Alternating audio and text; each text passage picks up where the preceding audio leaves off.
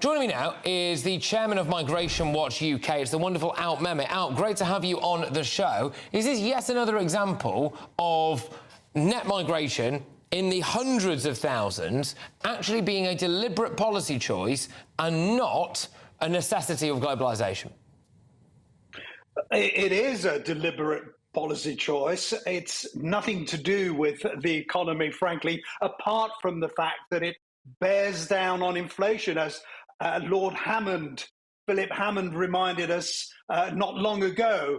The reason why the Treasury in particular, likes high immigration is that it means wages are effectively depressed. And that is what is appealing, and that is what keeps inflation down. I think it really did let the cat out of the bag when Lord Hammond said that this was the real reason. It's absurd, and it doesn't do any justice, frankly, to the needs and the desires of the ordinary people. Well, what you appear to be saying is something that, I've got to be honest, I was thinking as well, which is that if you take this to its natural conclusion, deliberately keeping migration that high is also a deliberate attempt to keep a lot of us poorer. Out. Absolutely, and I think that the Bank of England said something to that effect. We've got to get used to being poorer. But the fact is that this has been going on for years and years and years. As I've said before, I think on your programme, Patrick, over 20 years, we had a population increase of 8 million people. And of that, 85%, that's to say nearly 7 million people, were the result of immigration and children of those coming here. That's why we've got to get it down.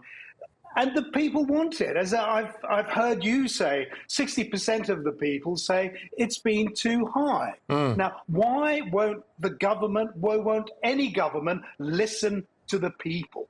No, indeed. And just on something that viewers will be able to see some footage there of some of the arrivals today in the channel. So this is the illegal side of things now, Alp. There was an idea floated yesterday which got rather a lot of traction. It certainly pricked my ears up about the idea of creating some kind of islands, or processing centres on the islands, I should say, really, off the coast of Britain to house people, which would be a way of us basically managing to encompass people within British law and therefore not have to go through the arduous court processes of sending people to places like Rwanda. Do you think it has actually become time for something like Channel Migrant Island?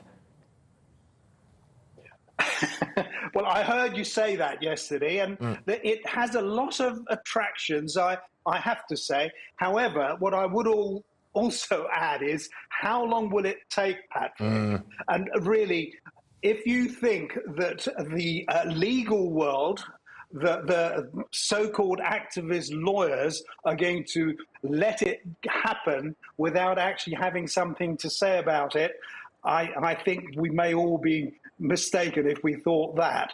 It's just the practicalities of doing it, how long it would happen. But effectively, all you're doing is, look, when I was an immigration officer, we used to have a police station nearby where people were held while their cases were being considered, or a further examination point, as it was described at one point.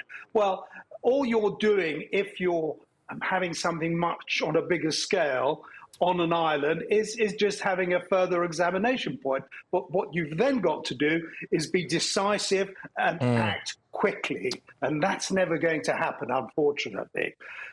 No. Patrick, can I just say one thing on what the people want? Okay. Look, yep. a few weeks ago, in fact, on Nigel Farage's programme, I launched the cutimmigration.co.uk petition page. Thousands of people have already signed up to it. Frankly, the public want immigration cut. 60%, 61% say that is what they want now.